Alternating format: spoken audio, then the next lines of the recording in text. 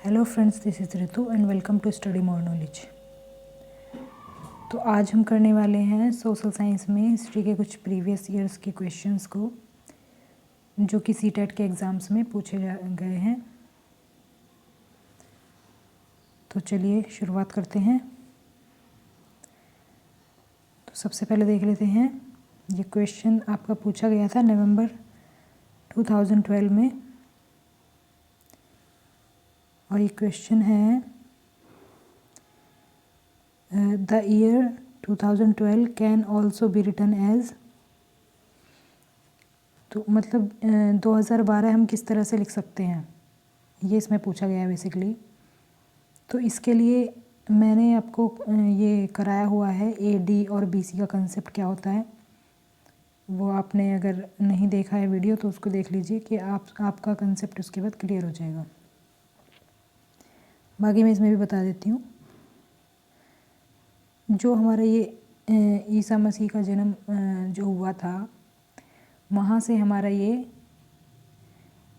जो कैलेंडर है जो आजकल मान्य है, अधिकतर पूरे वर्ल्ड में ही मान्य है, तो वो वाला कैलेंडर हमारा ईसा मसीह के जन्म से शुरुआत हुई थी। जिसकी शुरुआत होती है हमारी, मान लीजिए यहाँ पर वो टाइम पीरियड है जब जीसस क्राइस्ट का बर्थ हुआ था। जीसस क्राइस्ट हिंदी में बोलेंगे ईसा मसीह का जन्मदिन। तो जब ईसा मसीह का जन्म हुआ था उसके बाद जो भी ईयर होगा उसको हम बोलेंगे AD। AD मतलब एनो डोमिनी। तो ऐसे ही चलता जाएगा ये आगे, 500 AD, 1000 AD, 1500 AD और इसके बाद आएगा आपका 2000 AD। तो अब कौन सा ईयर चल रहा है आपका? अब तो चल रहा है 2020, लेकिन इसे पूछा है 2012, तो इधर ही आ जाएगा आपका 2012। तो 2000 AD इसे लिखेंगे हम, तो ऑप्शन नंबर 3 करेक्ट हो जाएगा। और अगर जीसस के जन्म से पहले जाएंगे, हम इधर जाएंगे, तो इधर जो भी ईयर होगा उसको हम लिखते हैं BC, बिफोर क्राइस्ट। मतलब जीसस के जन्म से पहले का हो गया बिफोर क्राइस्ट। तो बेसिकली यही चीज़ है इसमें ध्यान देने वाली। तो इस तरह से कोई भी ईयर आपसे पूछ लिया जाए तो आप उसको इजीली सॉल्व कर सकते हैं। तो इसमें आपका ऑप्शन नंबर 3 करेक्ट हो जाएगा। तो नेक्स्ट देख लेते हैं हम। नेक्स्ट क्वेश्चन है कॉमन एरा क्या है? What is common era? तो कॉमन एरा के बारे में ये ऑप्शंस दिए हुए हैं कि ऐतिहासिक घटनाओं का अध्ययन करने का नया एरा है,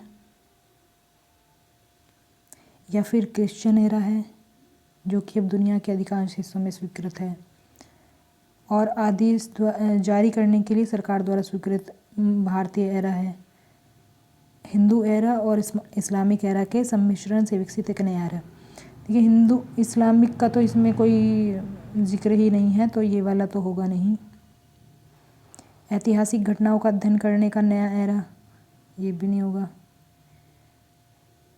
तो सरकार द्वारा भी नहीं ये जारी किया गया क्योंकि ये काफ़ी पुराना है, तो क्रिश्चियन एरा इसको बोल देंगे हम, क्रिश्चियन एरा, क्योंकि ईसा मसीह जो थे वो उन्हीं से ये क्रिश्चियन जो कम्युनिटी है इसका जन्म हुआ था, तो इसलिए हम इसको क्रिश्चियन एरा मानते हैं।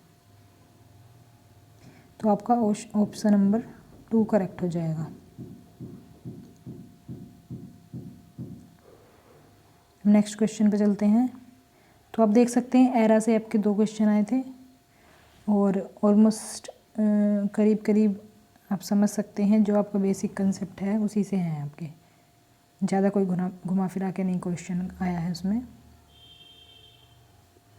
अब है सबसे पुरानी पांडुलिपियाँ डैश पर लिखी गई थी।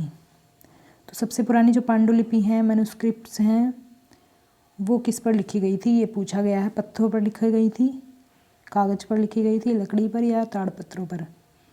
तो अगर आपने पांडुलिपि मैन्युस्क्रिप्ट्स के बारे में पढ़ा होगा तो इसको आप इजीली बता देंगे कि सबसे पहले मैन्युस्क्रिप्ट्स जो लिखी गई थी वो पाम लीव्स पर लिखी गई थी, ताड़पत्रों पर लिखी गई थी, क्योंकि पहले कोई पेपर वगैरह नहीं था, तो पाम लीव्स का ही इस्तेमाल किया जाता था कोई भी संदेश लिखने के लिए, या कोई किसी की प्रशंसा लिखना करना चाहता था, या फिर जनता को संदेश देना चाहता था कोई राजा, तो वो इन्हीं चीज़ों का यूज़ करता था। बाद में तो आपके ये स्टोन्स पे भी लिखा जाने लगा, लेकिन सबसे पुराना आपका ताड़पत्र ही आएगा, पाम लीव्स ही आएगा। तो पाम लीव्स इसमें हो जाएगा, जैसा आप डायग्राम में देख सकते हैं, इस तरह की होती थी पाम लीव्स जिस पे ये लिखा जाता था कुछ भी। तो नेक्स्ट देख लेते हैं, इसी टॉपिक से रिलेटेड है,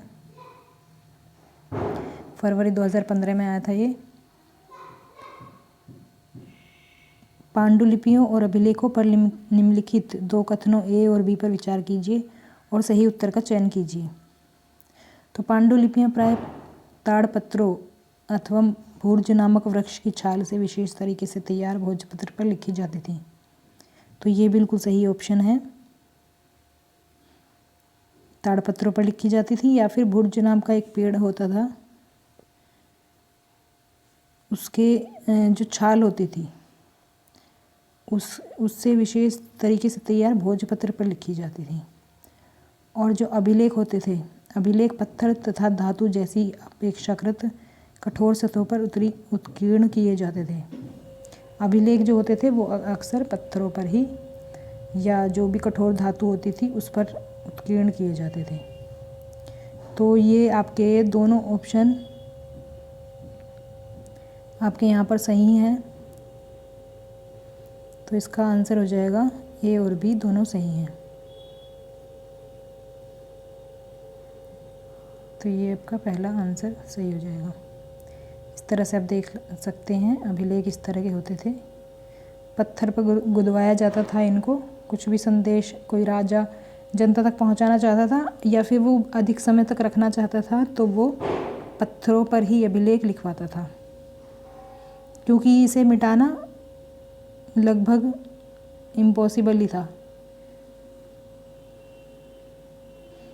तो ज़्यादा समय तक संदेश रखने के लिए भी इसे करवा सकते थे और करवाते थे, और जनता तक संदेश पहुंचाना हो या आगे की पीढ़ियों तक संदेश पहुंचाना हो, तो उसके लिए अभिलेख लिखे जाते थे।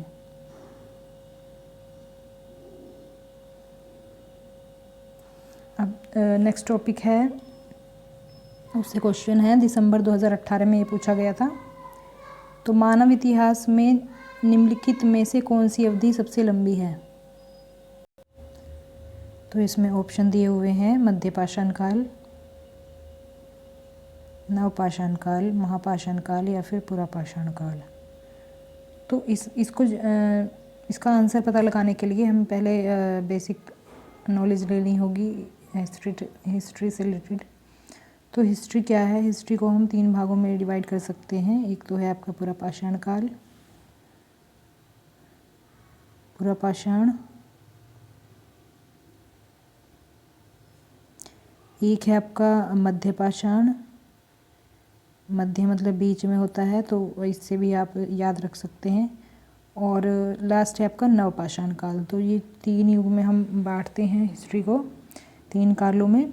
तो सबसे पुराना है आपका पुरापाषाण काल। तो पुरापाषाण काल है आपका 2 मिलियन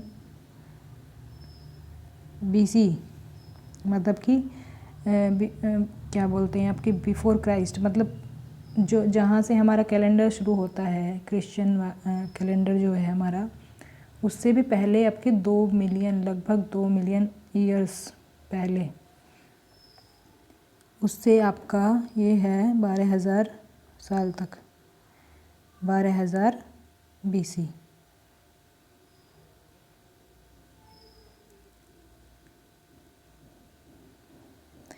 तो ये टाइम पीरियड है आपका पुरापाषाण काल का।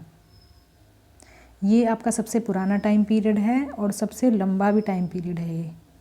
फिर है आपका मध्यपाषाण काल। मध्यपाषाण आपका 12,000 BC से 10,000 BC तक है, और नवपाषाण काल है आपका 10,000 BC से अब तक का जो टाइम पीरियड है उसको हम रखते हैं नवपाषाण काल में। तो इसमें क्या है कि जो सबसे पुराना है ये आपका पुरापाषाण, और सबसे लंबा काल भी यही है। तो इसमें हमारा ऑप्शन नंबर हो जाएगा लास्ट वाला करेक्ट। तो ये फोर्थ ऑप्शन आपका करेक्ट हो जाएगा।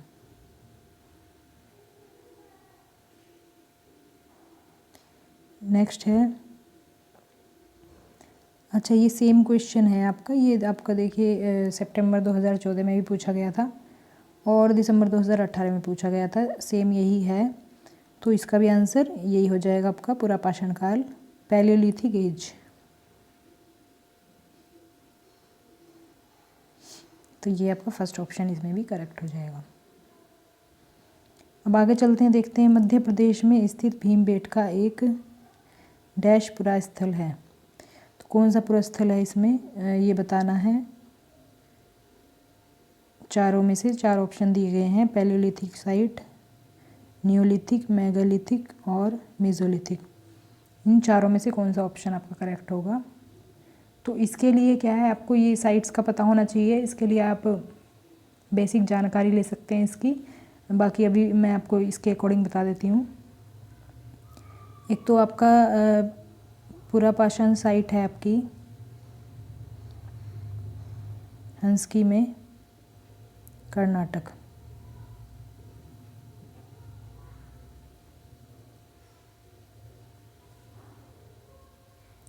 एक है कुरनूल में, कुरनूल आंध्र प्रदेश में, भीमबेटका मध्य प्रदेश में,